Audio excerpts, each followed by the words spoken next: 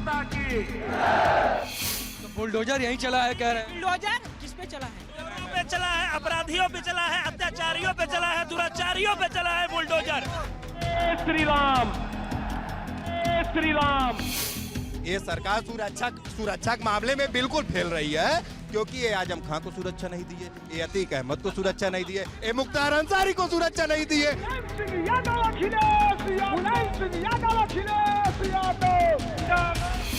एक परिवार साइकिल से लेकर फरारी तक का सफर करता है, कैसा समाजवाद है? कौन बेहतर है लॉ एंड ऑर्डर के? देखिए, मैं कह सकता हूँ कोई सरकार बेहतर नहीं है। मेरे हिसाब से बेहतर लॉ एंड ऑर्डर में अभी तक जो सरकारें रही हैं, मायावती की सरकार रही है।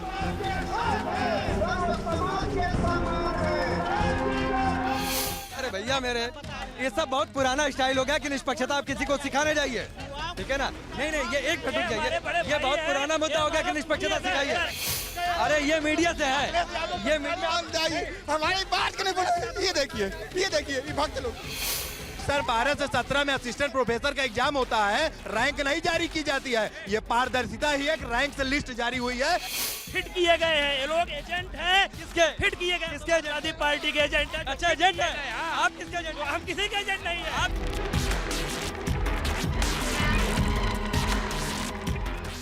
पूर्वांचल में काबा का हमारा सफर प्रयागराज में है और इस वक्त हमारी मौजूदगी है इलाहाबाद विश्वविद्यालय के कैंपस में।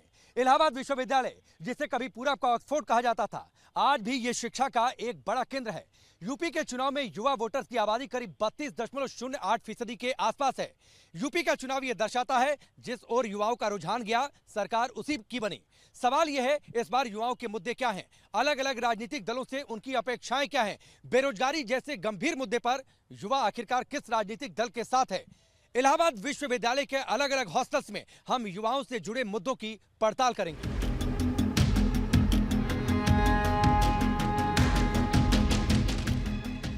कोई हिंदुओं को लुभाने में लगा है, कोई मुसलमानों को मनाने में जुटा है, लेकिन चुनाव में एक तबका ऐसा भी है जो हवा का रुख मोड़ सकता है, लाखों वोट किसी भी पक्ष में जोड़ सकता है। वो है युवा। ये उत्तर प्रदेश का वो वोट बैंक है जिस पर बीजेपी की नजर है। एसपी को इसकी खबर है। बीएसपी भी राज्य के इस वोट बैंक पर दांव खेल रही है। अगर प्रयागराज की बात करें तो जिले में करीब 50% मतदाता 40 साल से कम उम्र के हैं। और क्या है प्रयागराज के इस युवा का मूड, क्या है मुद्दे? शुरुआत करते हैं प्रयागराज के एन झा हॉस्टल से। युवाओं के दिल की बात जानते हुए इस वक्त हम मौजूद हैं इलाहाबाद विश्वविद्यालय के एन झा हॉस्टल में। एन झा हॉस्टल के बारे में दिलचस्प बात आपको बता दें, ये इलाहाबाद विश्वविद्यालय का नहीं बल्कि देश का सबसे पुराना हॉस्टल है और एक समय इसे आईएएस की फैक्ट्री कहा जाता था। कई सारे बड़े अधिकारी इस हॉस्टल से पढ़कर निकले हैं। जो छात्र यहाँ पर मौजूद हैं एन झा हॉस्टल के, उनसे हम बातचीत कर जानेंगे युवाओं के दिल में क्या है, उनके मुद्दे क्या हैं और मौजूदा चुनावी समय में उनकी ओपिनियन क्या है। सबसे पहले शुरुआत में आपसे करता हूँ, युवाओं के दिल में क्या है चुनाव को देखते हुए और बाकी परिस्थितियों को देखते हुए? देखिए, धन्यवाद ज्ञापित करता हूं आपका मैं।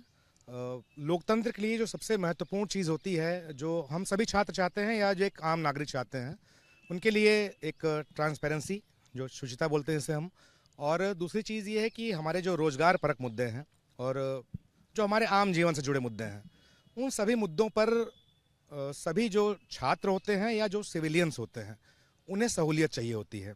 लेकिन अगर आप कमोबेश अन्य सरकारों की तुलना में अगर आप बात करेंगे तो आप ये पाएंगे कि बहुत सारे मुद्दों पर सरकार ये बेहतर है अन्य सरकारों की तुलना में। ठीक है, आपके मुद्दे क्या हैं?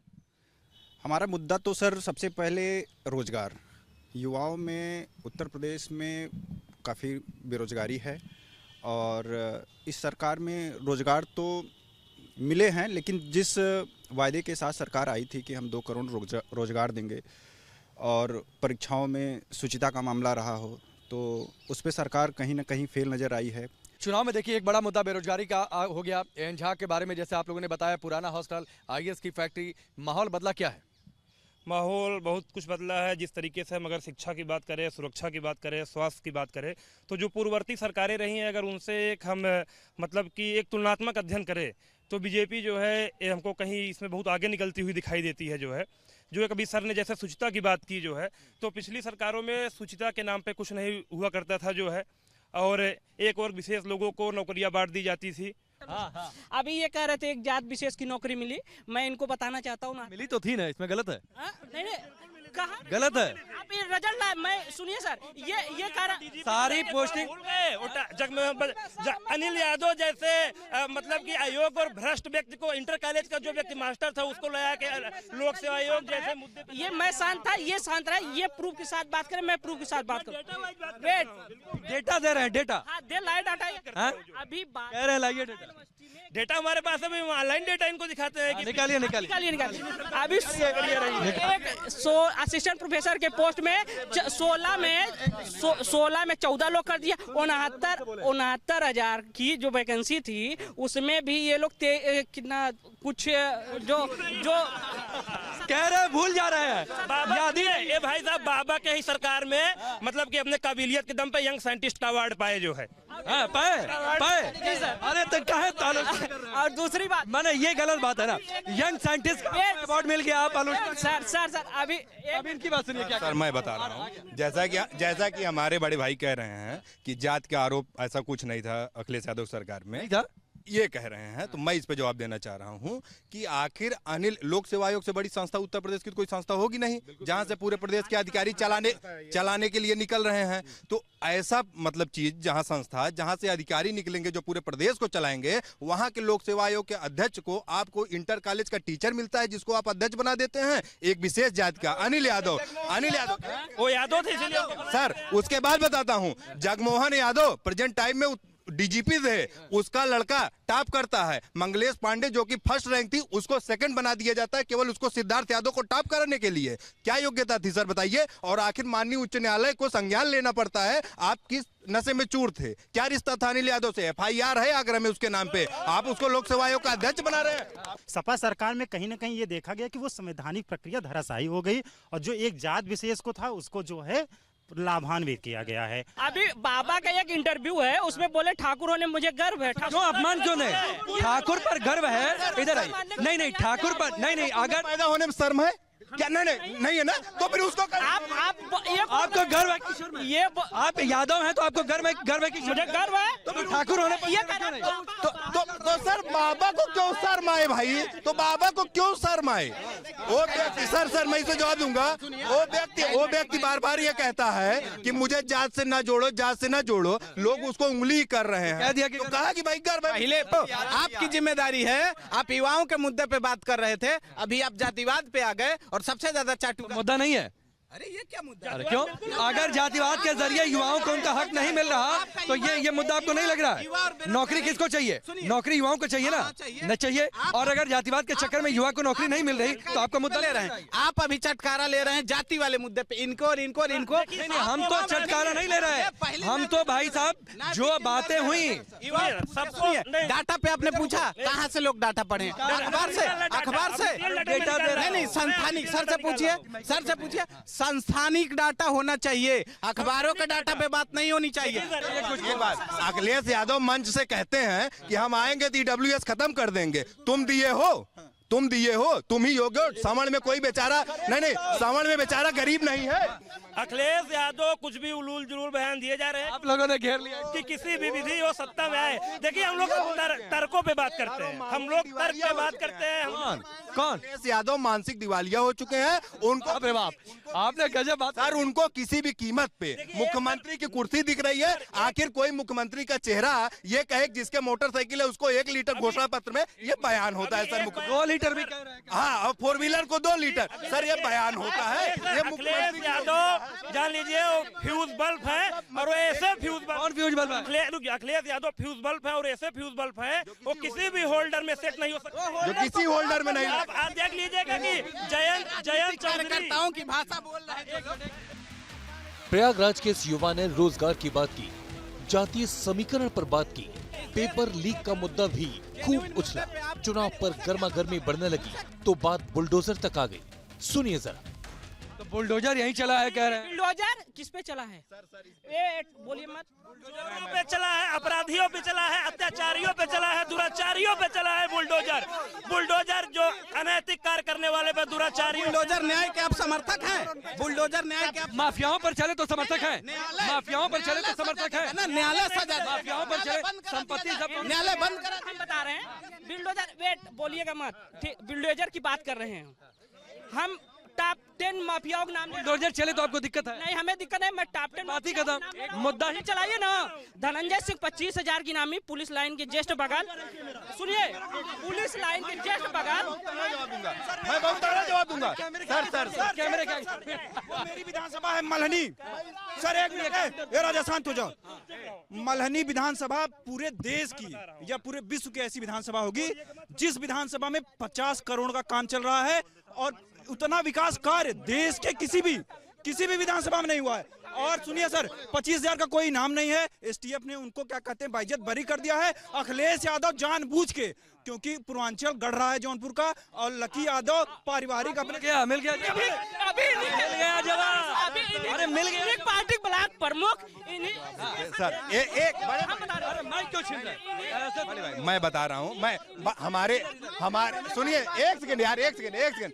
बिल्कुल मैं अपने बड़े भाई सहमत हूँ। ये सरकार सुरक्षा के मामले में बिल्कुल फेल रही है, क्योंकि ये आजम खां को सुरक्षा नहीं दी है, ये अतीक अहमद को सुरक्षा नहीं दी है, ये मुख्तार अंसारी को सुरक्षा नहीं दी है। गलत बात है। देखिए, मानसिक रूप से जो लोग प्रदूषित हैं उनका कोई इलाज नहीं। गोदी मीडिया ये मीडिया से है, आप दोनों ये बोल रहे, ये मीडिया से है। अरे आपकी बात तो सुन रहे हैं, ये मीडिया से है। अरे ये मीडिया से है, ये मीडिया हमारी बात करने पर। ये देखिए ये भक्त लोग, देखिए एक्चुअली ऐसा है। अरे एक मिनट, अरे हमको निष्पक्षता, अरे भैया मेरे, ये सब बहुत पुराना स्टाइल हो गया कि निष्पक्षता आप किसी को सिखाने जाइए, ठीक है ना? नहीं ये एक मिनट रुक जाइए, ये बहुत पुराना मुद्दा हो गया कि निष्पक्षता सिखाइए। ये हमारे बड़े भाई हैं, कल ही हायर का असिस्टेंट प्रोफेसर का रिजल्ट आया है, इनकी इंटरव्यू के लिए 13वीं रैंक आया। उसमें सीट कितनी रहती? सीट नहीं दिया है पूरा। सीट कितनी रहती बताइए? हर पेपर आउट हो जा रहा है, सब पेपर आउट हो जा रहे हैं। अरे ये पूछ रहे सीबीआई जांच का क्या हुआ? सर अब मैं आपको बताऊं सर, इतना ज्यादा आपकी एज 35 साल हो गई है। अखिलेश सरकार में आप क्यों नौकरी नहीं ले लिए? जब नहीं पूछ रहे लोग, ये सुन लीजिए, ये एक मिनट सुनिए, ये फिट किए गए हैं, ये लोग एजेंट हैं। किसके फिट किए गए? किसके एजेंट? आदि पार्टी के एजेंट हैं। अच्छा एजेंट है, आप किसके एजेंट? हम किसी के एजेंट नहीं है। हम किसी के एजेंट नहीं। अरे आप किस? हम एजेंट हैं। हम लोग किसके? लोकतांत्रिक मूल्यों के एजेंट हैं। मोदी लहर के दौरान 2017 के चुनाव में भले ही बीजेपी ने राज्य में बम्पर जीत हासिल की हो, लेकिन अखिलेश यादव को 2012 का चुनाव जिताने में इन युवाओं की बड़ी भागीदारी थी। यही वजह है कि अखिलेश के साथ योगी सरकार भी इन युवाओं पर फोकस कर रही है। बीजेपी युवाओं को स्मार्टफोन और टैबलेट देने की बात कर रही है, तो कांग्रेस महासचिव प्रियंका गांधी वाड्रा ने 20 लाख नौकरियां देने का वादा किया है। जबकि राज्य से युवाओं का पलायन रोकने के लिए समाजवादी पार्टी ने भी 2022 में 22 लाख रोजगार देने का जिक्र अपने वचन पत्र में किया है।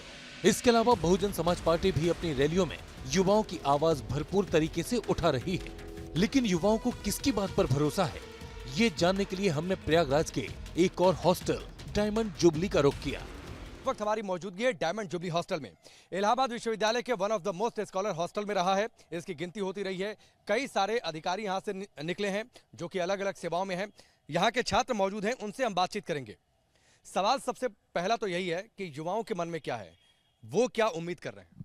सर हम यही उम्मीद कर रहे हैं कि जो भी सरकार आए, जैसे भी सरकार आए, वो हम लोगों के हितों की बात करे।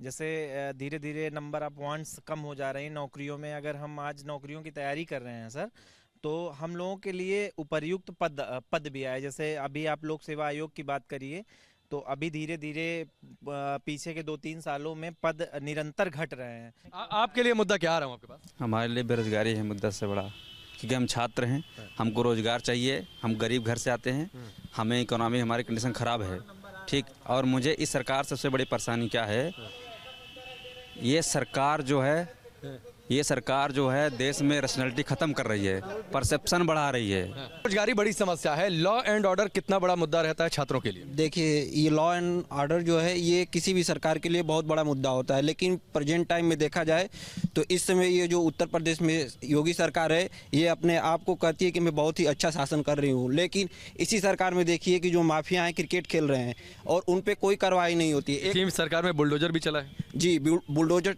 चला है, मैं आपकी बातों से सहमत हूँ, लेकिन जो अपराधी हैं उनके ऊपर भी एक साथ व्यवहार करना चाहिए। अभी जो क्रिकेट खेल रहे हैं वो शायद कौन क्रिकेट खेल रहा था आपको भी पता है, मीडिया में चला है, धनंजय सिंह जो है, और उनके ऊपर भी कार्रवाई हुआ है। अरे जब कोर्ट बेल दिए तो छूटे हैं। आपके हिसाब से बेहतर कौन है लॉ एंड ऑर्डर? मेरे हिसाब से बेहतर लॉ एंड ऑर्डर में अभी तक जो सरकारें रही हैं मायावती की सरकार रही है। मायावती से कोई अच्छी सरकार। आपको लगता है कि मायावती या बसपा इस स्थिति में है कि सरकार बना पाएगी? सर ये तो मैं उससे नहीं कह सकता हूं, लेकिन मायावती की स्थिति जो ग्राउंड रिपोर्ट्स कहती हैं उसके वोट परसेंटेज जो भी रहते हैं कभी ज्यादा कम नहीं होते हैं। आपका कैलकुलेशन क्या कहता है, कौन सरकार बना? मेरा कैलकुलेशन सर कहता है कि गठबंधन इस बार 250+ सीटें जीतेगी। मैं एक बात बताना चाह रहा हूँ कि अभी जो शिक्षक वर्ग की 69,500 वैकेंसी थी, सरकार कह रही है कि सबका साथ सबका विकास में सभी जातियों को एक साथ लेकर काम कर रहा हूं, लेकिन उसमें सबसे बड़ा आरोप लगा है कि जो ओबीसी और जो पिछड़े वर्ग जो हैं, दलित, SC ST, उनके लगभग 20,000 पद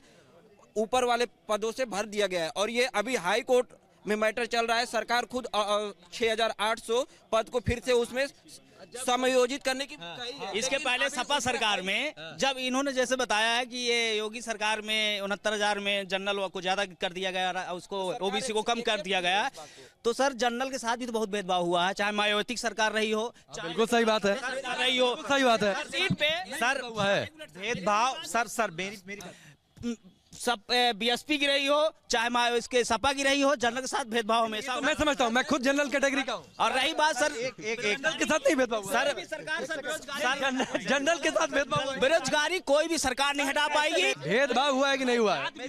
भेदभाव हुआ, मैं बता रहा हूँ, भेदभाव नहीं हुआ है, सबका साथ हो रहा है, सबका साथ सबका विकास अगर मोदी कहते हैं तो उसको सर पूरा करते हैं। मुद्दा पूछने जाते हैं, सपा सरकार बिना भेदभाव 56 SDM हो गए थे एक ही बैच में। बताइए सर, 56 SDM कहाँ से हो गए? इसकी रिपोर्ट आई है, मात्र 7 SDM तब हुए थे और आज भी 7 से 8 यादव हो रहे हैं। एक व्यक्तिगत अगर जात की बात है, मैं भाई साहब, लेकिन सर उसमें हाई कोर्ट के जज का सर उसने खुद स्वयं संज्ञान लिया था सर इस बात के लिए कि कुल मिलाकर प्रयागराज का युवा भी मुद्दों को लेकर बटा हुआ है। बदलाव की मांग कर रहे छात्र पेपर लीक और छात्रों पर लाठीचार्ज का मुद्दा उठा रहे हैं, तो एक तरफ योगी पर भरोसा जता रहे छात्र सरकार की मजबूरियां गिना रहे हैं। कुल मिलाकर हवा किसी एक पक्ष में नहीं है, लेकिन ये बात तय है कि यूपी में सरकार वही बनाएगा जो 18 से 40 साल के बीच के इस युवा को साधने में कामयाब हो जाएगा। पूर्वांचल में काबा में फिलहाल इतना ही। कल फिर मिलेंगे एक नए जिले में।